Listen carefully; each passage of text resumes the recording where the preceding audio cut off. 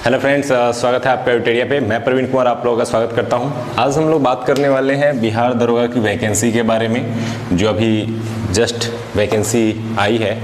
तो कैसे इसकी तैयारी करें ताकि इसमें सफलता मिल सके, क्योंकि बड़ी संख्या में कमेंट्स आ रहे थे कि सर बिहार दरोगा के लिए कुछ टिप्स दीजिए। मैंने पिछली बार भी बिहार दरोगा की वैकेंसी के समय कुछ टिप्स दिए थे और काफ़ी लोगों ने उसको फॉलो किया और वो सफल भी हुए। तो उम्मीद करते हैं कि ये जो कुछ मैं बताऊंगा वो आपको काफ़ी हेल्प करेंगे। अगर आप इसको फॉलो करते हैं 2-2.5 महीने जो समय है आपके पास, तो निश्चित रूप से आपको सफलता में आपको एक बहुत बड़ा मजबूत आधार मिलेगा। तो चलिए दोस्तों, बात करते हैं उसी पॉइंट पे कि बिहार दरोगा की वैकेंसी। तो 2000 से अधिक सीटों के लिए वैकेंसी आई है। तो एक बहुत ही अच्छा अवसर है उन लोगों के लिए जो फिजिकली फिट हैं और चाहते हैं कि बिहार पुलिस में जाएं और दरोगा के रूप में कार्य करें। तो उनके लिए एक बहुत ही अच्छा अवसर के रूप में इसे देखा जा सकता है। काफ़ी समय से अवेटेड थे ये वैकेंसी, लेकिन अब आ गई है तो आप इसकी तैयारी कर सकते हैं और इससे जा सकते हैं। दूसरी बात, इसकी तैयारी के लिए कुछ नया बहुत ज़्यादा नहीं करना है, बस सिंपल है। तो चलिए सबसे पहले देखते हैं कि दरोगा का जो ये एग्ज़ाम होता है, ये वैकेंसी आती है, तो किस पैटर्न पे इसका एग्ज़ाम लिया जाता है। तो इस एग्ज़ाम में होते हैं सबसे पहले 2 एग्ज़ाम होंगे, एक पीटी और दूसरा मेंस। दोनों ही ऑब्जेक्टिव होंगे। तो पहले तो ये बात है कि ऑब्जेक्टिव लिया जाएगा। पीटी जो पहले चरण की एग्ज़ाम होगी, उस एग्ज़ाम को पास करने वाले लोगों को ही मेंस देने का मौका मिलेगा। तो पहला शर्त तो आपको ये पता होना चाहिए कि दोनों भले ही ऑब्जेक्टिव होंगे, लेकिन दूसरे एग्ज़ाम देने का अवसर उन्हें ही मिलेगा जो पहला एग्ज़ाम पास करेंगे। और फिर दूसरे एग्ज़ाम की भी रिजल्ट निकाला जाएगा जो कि ऑब्जेक्टिव है। तो उसके बाद मौका मिलेगा फिजिकल टेस्ट देने का, और फिजिकल टेस्ट में पास होने के बाद मेडिकल, एंड देन आपकी होती है फाइनल सिलेक्शन। तो ये है पूरा का पूरा प्रोसेस बिहार दरोगा के सिलेक्शन का। अर्थात सबसे पहले आपकी जो तैयारी शुरू होगी वो प्रारंभिक परीक्षा से शुरू होगी, फिर उसके बाद मेंस परीक्षा के लिए जाएगी, और फिर मेंस परीक्षा अगर आप पास करते हैं तो आपका फिजिकल टेस्ट होगा। अगर आप फिजिकल टेस्ट को भी पास कर लेते हैं तब आपकी होगी फाइनल सिलेक्शन की बारी। तो इस पूरे चरण के दौरान हर एक चरण आपके लिए जो है इम्पॉर्टेंट होगा, क्योंकि आप किसी भी चरण में थोड़े से भी चूकते हैं तो आप बाहर हो सकते हैं। तो अगर आप पहले चरण की तैयारी बहुत अच्छे से करेंगे तो पहला ही सिलेबस जो है वो दूसरे चरण में भी काम आता है। तो इसलिए ऐसा नहीं होगा कि दूसरे के लिए आपको अलग से बहुत ज़्यादा पढ़ना पड़ेगा। जो पहले चरण की तैयारी है वही दूसरे चरण में आपको हेल्प करेगी। फिजिकल टेस्ट में बात करें तो इस बार थोड़ा सा आसान ज़रूर हो गया है, स्पेशली बॉयज़ के लिए, क्योंकि इसमें पुरुषों के लिए जो दौड़ है वो 1 मील की दौड़ होती है, लगभग यानी 1.6 किलोमीटर की दौड़ होती है, जो पहले होती थी 6 मिनट में। अब इस बार से जो है 6 मिनट 30 सेकेंड यानी 30 सेकेंड एक्स्ट्रा मिल रहे हैं। तो ये एक बहुत ही अच्छा अवसर है उनके लिए जो दौड़ने में थोड़े से कमज़ोर थे लेकिन पढ़ने में ज़्यादा अच्छे थे। और कुछ ऐसे स्टूडेंट होते हैं जिनका फिजिकल बहुत अच्छा होता है बट वो थोड़ा सा यहाँ पे कमज़ोर पड़ जाते हैं। तो आपको एक बैलेंस बनाना होगा, आपको यहाँ भी अच्छा बन के दिखाना होगा और यहाँ तो अच्छा बनना ही है। लेकिन इस बार आपके लिए एक बहुत अच्छा अवसर ये है कि 6 मिनट की दौड़ की जगह 6.5 मिनट का समय दिया जाएगा और इसमें आप आसानी से दौड़ को पास कर सकते हैं। तो चलिए दोस्तों, आगे बात करते हैं हम लोग। ये तो हो गया पूरे सिलेबस की बात कि कैसे कैसे इस एग्ज़ाम का पैटर्न है। अब हम लोग आते हैं मेन मुद्दे पे, जो इस वीडियो को बनाने का उद्देश्य है, क्या पढ़ें, कैसे पढ़ें ताकि सफलता मिल सके। तो जब भी कुछ भी पढ़ना होता है तो जो चीज़ों को हमेशा ध्यान में रखेंगे, जब तक उन 2 बातों को ध्यान में नहीं रखेंगे आपके पढ़ाई का जो दायरा है या पढ़ाई का जो तरीका है वो बिल्कुल बाहर चला जाएगा। तो क्यों बाहर चले जाते हैं, तो रीज़न क्या है। सबसे पहले आपको अपना सिलेबस पता होना चाहिए कि आखिर हमको पढ़ना क्या है। दूसरा, इस सिलेबस के साथ साथ एक क्वेश्चन बैंक। अब क्वेश्चन बैंक बहुत पुराना नहीं लेना है आपको।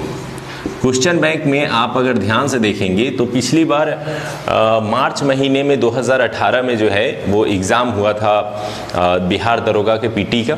तो वो क्वेश्चन आपको अच्छे से एक बार देखना है। और रिसेंटली जो एक्साइज इंस्पेक्टर बिहार सरकार के द्वारा जो एग्ज़ाम लिया गया जिसमें पीटी हुआ, तो उसके क्वेश्चन को एक बार अच्छे से देखना है। इन 2 क्वेश्चन को अगर ध्यान से देखेंगे तो कुछ बातें निकल करके आएंगी। वो निकल करके क्या आएगा, इसका सिलेबस, कि आखिर प्रश्न कहाँ से पूछे जा रहे हैं। और अगर ये सिलेबस आप समझ गए तो फिर इसी के अनुसार आपको पढ़ाई करनी है और आपको अपनी तैयारी को आगे बढ़ाना है। तो हमेशा तैयारी के लिए दो चीज़ें बहुत महत्वपूर्ण होती हैं, एक प्रीवियस ईयर क्वेश्चन बैंक जिसमें आप पुराने क्वेश्चनों को देख के ये अनुमान लगाते हैं कि किस प्रकार के प्रश्न आएंगे, और दूसरा सिलेबस जिससे आपको ये पता होता है कि क्या पढ़ना है क्या नहीं पढ़ना है। तो चलिए प्रीवियस ईयर के क्वेश्चन को मैंने देखा और उस क्वेश्चन के आधार पे मैंने कुछ डेटा कलेक्ट किए कि कहाँ कहाँ क्या पढ़ने की ज़रूरत है। सबसे पहले बात करते हैं पेपर 1 जो कि पीटी की एग्ज़ाम की तैयारी के लिए है। तो पीटी की एग्ज़ाम की तैयारी के दौरान पेपर 1 में क्या क्या पढ़ना है। सबसे पहले आपको करेंट अफेयर्स, इसको आपको पढ़ना है। अब कुछ लोग बीपीएससी की भी तैयारी कर रहे होंगे, कुछ लोग रेलवे की तैयारी कर रहे होंगे और वो दरोगा का भी एग्ज़ाम देंगे, तो डेफिनेटली आप दे सकते हैं, बिल्कुल दे सकते हैं, कुछ अलग करने की ज़रूरत नहीं है। जो आप पढ़ रहे हैं वही चीज़ों को यहाँ पे ही पढ़ना है। तो करेंट अफेयर्स इसमें पढ़ना है लगभग, और यहाँ पे याद रखेंगे कि जो क्वेश्चन है वो 100 ही पूछे जाते हैं। जहाँ बीपीएससी और कुछ एग्जाम में 150 प्रश्न पूछे जाते हैं, यहाँ 100 प्रश्न पूछे जाएंगे और मार्क्स 2 होंगे। लेकिन यहाँ निगेटिव मार्किंग होता है, 0.20 जो है एक क्वेश्चन पे अगर गलत होता है तो कटता है, अर्थात 5 सही और 1 गलत, 5 गलत कीजिएगा तो 1 सही का नंबर जो है आपका ख़त्म हो जाएगा।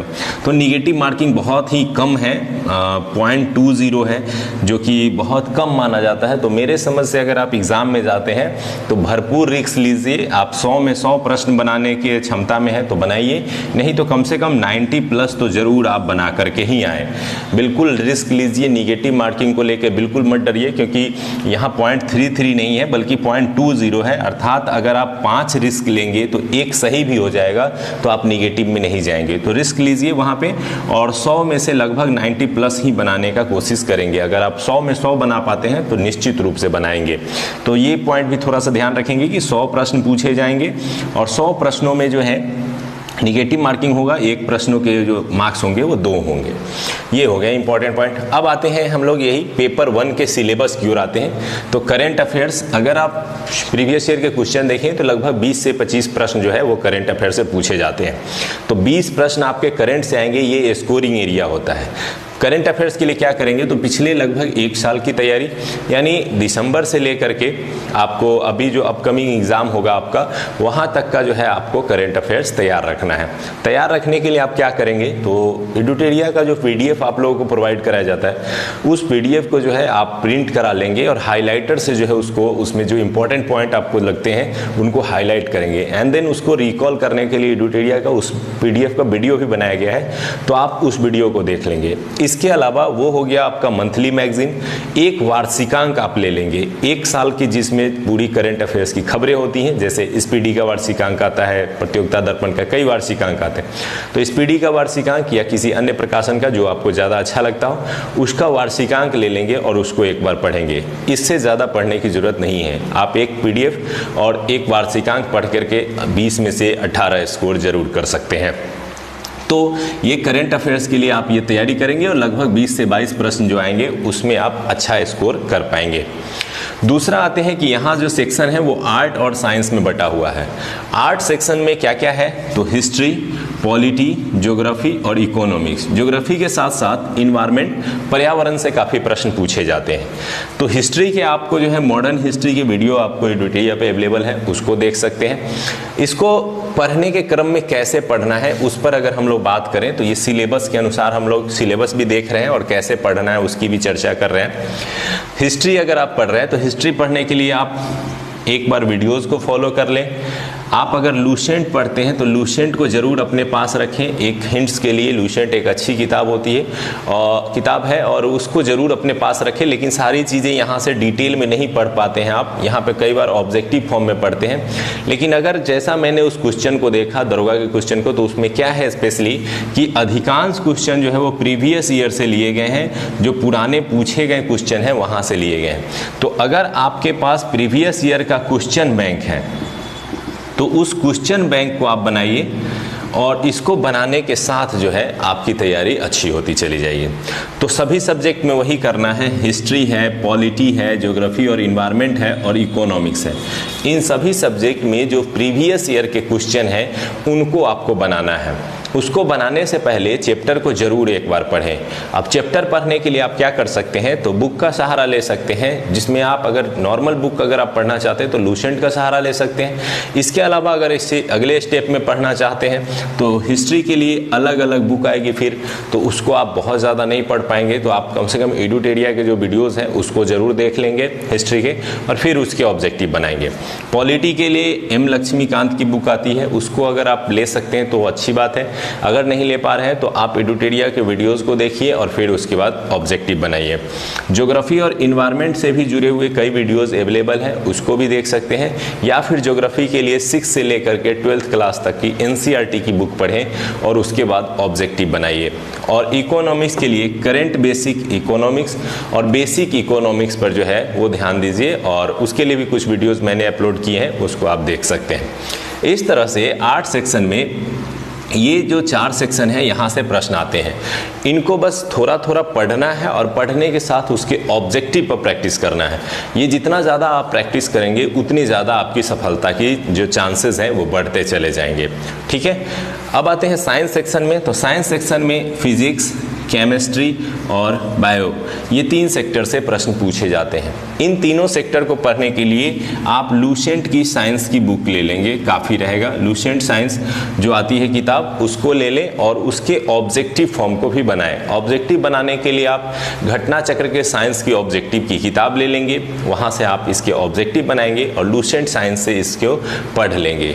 इतना करने के बाद मैं इतना श्योर रहूँगा कि अगर आप कर लेते हैं तो 100 में से आप 75% तक स्कोर करेंगे, और 75 पर स्कोर कर रहे हैं तो यानी आपका सिलेक्शन फिक्स है, क्योंकि अगर आपने 60% स्कोर कर दिया तो आपका सिलेक्शन हो जाता है। आप 75 में है यानी प्लस में जा रहे हैं।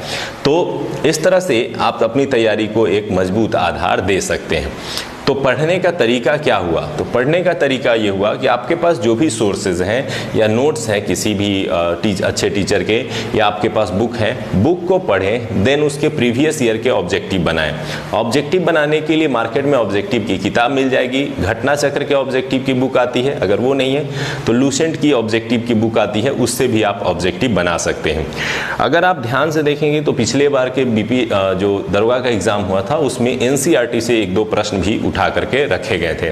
तो आपके पास कुछ एनसीईआरटी की बुक होंगी, खास करके ज्योग्राफी की एनसीईआरटी की बुक जरूर आप एक बार पढ़ लें। फिजिक्स, केमिस्ट्री, बायो के लिए कुछ और नहीं पढ़ना है, बस लूसेंट साइंस पढ़ लें और ऑब्जेक्टिव बनाएं, आपका काम चल जाएगा। अब इतना पढ़ने के बाद आपके स्कोर जो है वो काफ़ी अच्छे हो जाएंगे। अब बात आती है कि ये सब करने के साथ साथ क्या टेस्ट या मॉक देना चाहिए। तो आप शुरुआती दौर में अगर आपकी तैयारी पहले से चली आ रही है, अच्छी स्थिति में है, तो आप टेस्ट सीरीज़ ज्वाइन कर सकते हैं। कहीं भी अगर आपको एक अच्छी टेस्ट सीरीज़ मिले, ये भी ध्यान रखें कि क्वालिटी दिया जा रहा हो टेस्ट सीरीज़ में, केवल ये ना किया जा रहा हो कि बस कॉपी पेस्ट। तो टेस्ट सीरीज़ में ज्वाइन करके आप उसको जो है बना सकते हैं। इसके अलावा अगर आपके मार्केट में कोई अच्छे प्रकाशन का सेट उपलब्ध है तो ही सेट बनाएं, क्योंकि कई बार क्या होता है सेट में वैसे प्रश्न दे दिए जाते हैं जो एग्ज़ाम में आते नहीं हैं और आपका समय बर्बाद होते रहता है।